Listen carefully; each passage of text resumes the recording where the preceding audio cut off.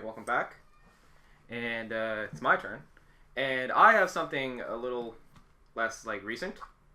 And also kind of recent because there's a lot of stuff he's doing. It's more about a writer that we should all be, you should all be looking for because we already all kind of love the guy. And we just want I just want to talk about him.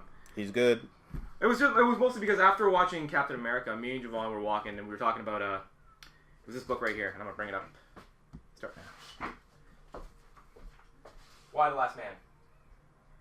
A lot of you already probably know about this book. If you don't, please change that. You can probably come and get it here. Can they come and get it here, Sean? They can. Issue 1? Yes. Okay, there you go. Issue. Maybe Issue 1. trade paperback one. Oh, yeah. Trade paperback. Yeah. It's a Vertigo book, so there's no way of getting actual issues. Yeah. But, come and get the trade. It's super great. Quick synopsis.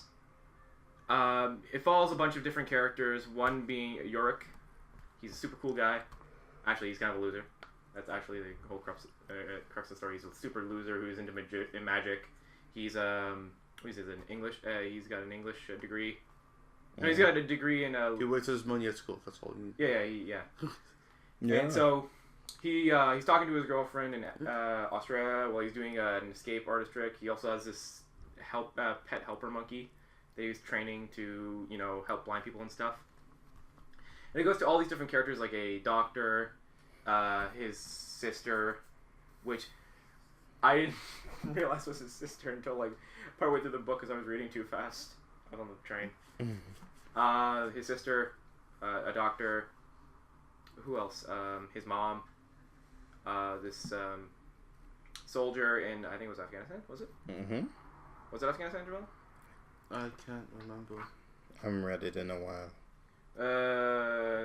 When was this book made? Depending on when it's made, it could be 2002. Afghanistan or Iraq. 2002. Iraq. Thank you. So, the soldier in Iraq, Nebulous Swift guy. Okay. So, a secret agent lady, she's cool with shit. Mm-hmm. And, that's all the characters. And in one moment in time, just for no explainable reason, not explainable in this, every man in the world just kind of throws up blood and dies. Except for Yorick and his pet monkey. And that's it. That's how it starts. Then it skips to 3 months later, and then, post-apocalyptic world ensues. It's actually the greatest story of equality ever. It is. No, it is. Because, what was it? The world's basically chaos when all the men die. And when suddenly half of the human beings on Earth die, and then it means it's impossible for the rest of them to reproduce.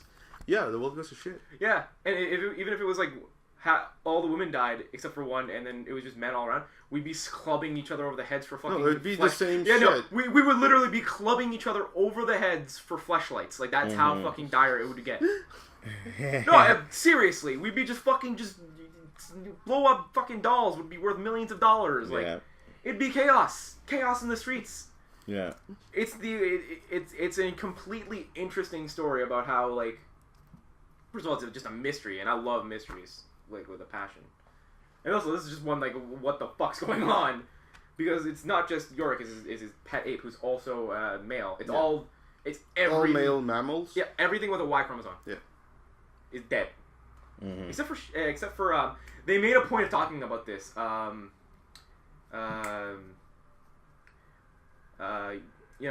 Females who also have male genitalia. What are they? No, it's not transgendered. It's hermaphrodites. Hermaphrodites. There we go. Thank you. I was looking for the word. Hermaphrodites are still there because they share the female chromosome as well. So that's the coolest thing. Is that they also brought that into it. I was like, oh, okay, so this is not just it's a weird selective process. So I'm trying to figure out now what it is, because that's usually what I do with mysteries. Mm-hmm. And I still don't know especially with the ending of issue softcover 2. That's when I was like, okay, now what the fuck's going on? Sweet Jesus, some stuff happens. It's sick.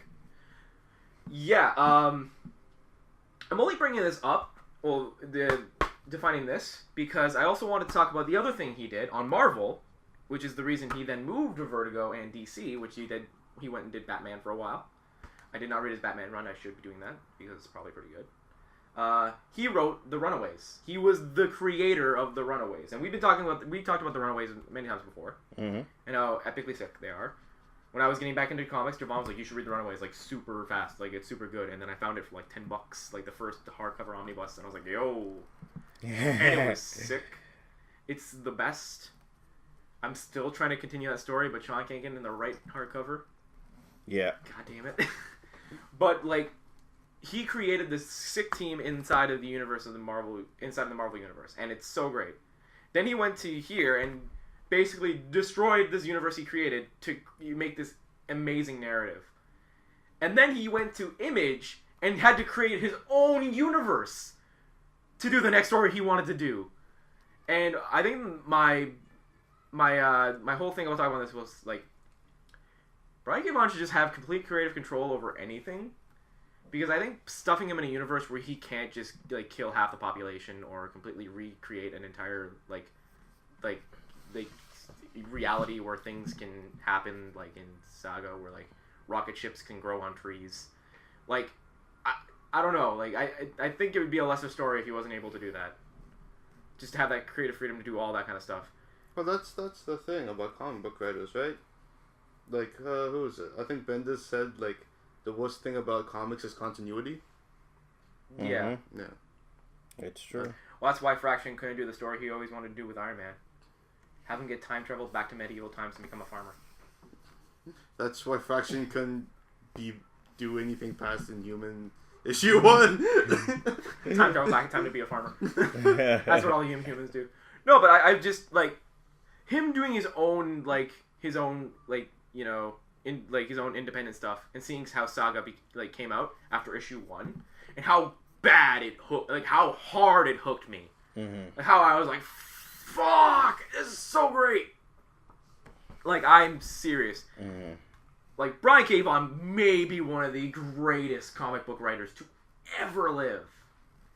Yeah, he has, like, immense talent. It's so I've seen so many stories where someone's so intent on making a universe, so intent on just, like, trying to focus on one part of the story that they completely miss everything else. Right. But Brian, regardless of any story, like, he's able to pretty much hit on every single... Okay, well, no, keep going. Well, you're distracted. You're, like, moving around. This is another book of his, Pride of Baghdad. Mm-hmm. Talking Lions in Baghdad. Sick. I'm gonna probably buy it. Dude, it's Brian K. Vaughan. God damn it, it's so... Brian K. Vaughan is...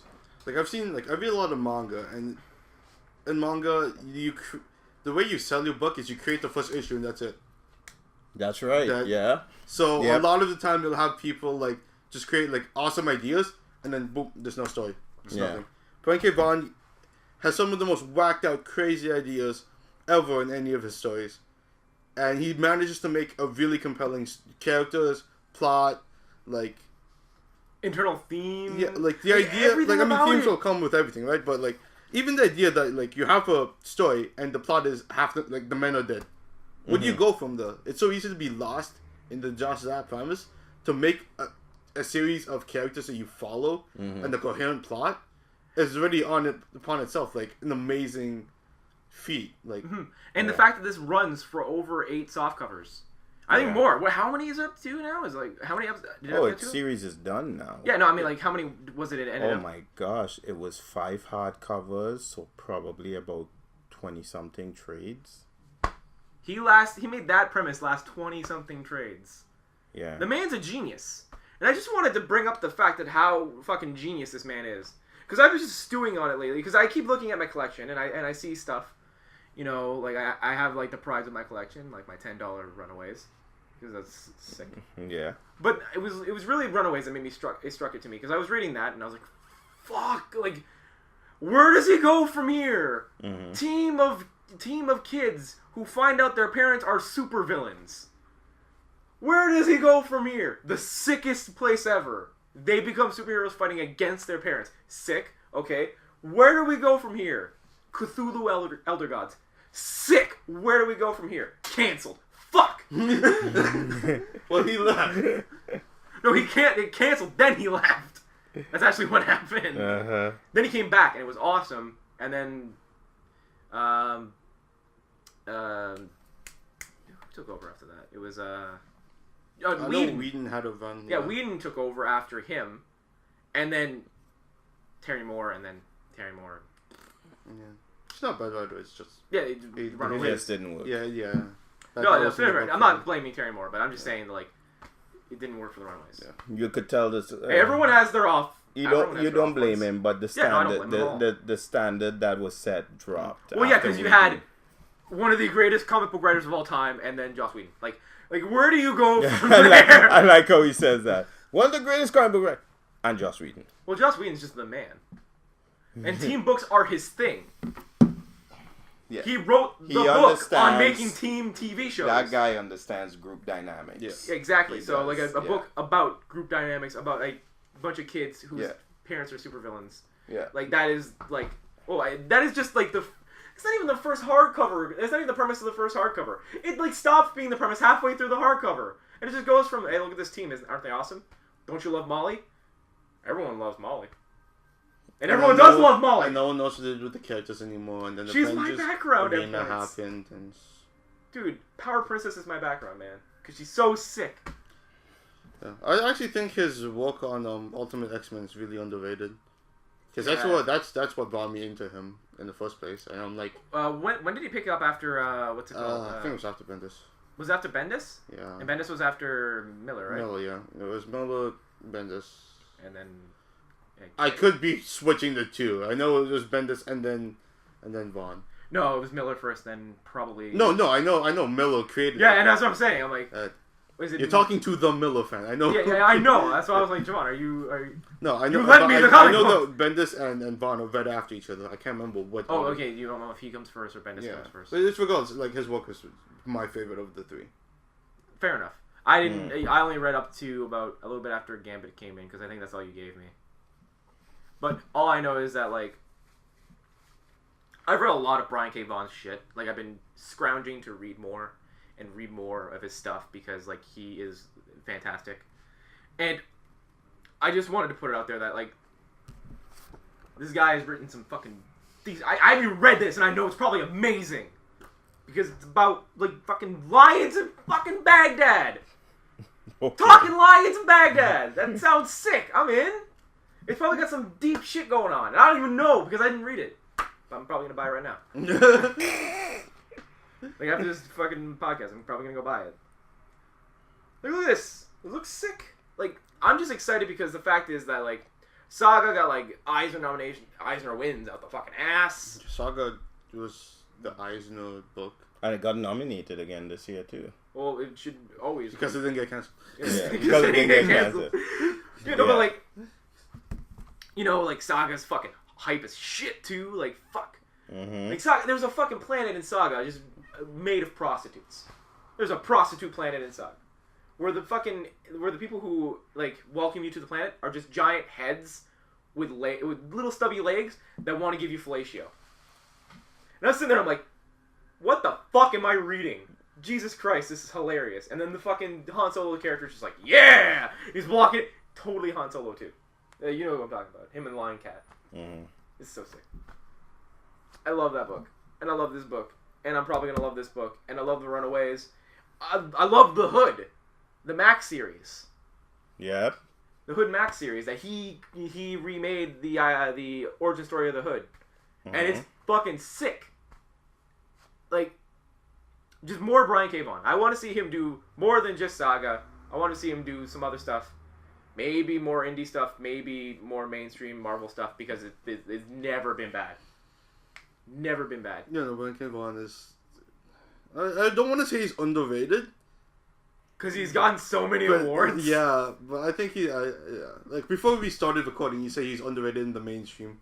And I was like, nah. And I'm like, now I'm thinking about it, I'm like, yeah, I guess he is a little underrated in the mainstream. That's not... Like, we all love him. Yeah. But they're probably like, who the fuck's Brian K. Vaughan? I mean, like, I think everyone knows... He exists. Underrated or underrespected? Underrespected. Yeah. I think he should be... His name should make way more noise than it is right now. Mm. Yeah. Oh, there's another one in here. Let me bring it up before we end off. Did you sell it already? What's that? Ex Machina. Oh yeah, Ex Machina. Check. I may have. I know I had I about want to read that too. God damn. Oh, here it is. 2 or 3 volumes of it or something. Yeah, this is number 4. Yeah. Also, Ex Machina. So, like, there's a bunch of books here. There's a bunch of Brian K. Vaughan books. I don't know if they're going to last, because I'm here. And, like, I'm just fanboying the fuck out, because, like, well, not fanboying. I just want this guy to get more money and more respect, because he fucking deserves it. Look at that cover. That cover's sick. Like, he's just great. Like, I don't even know what this is, but I know,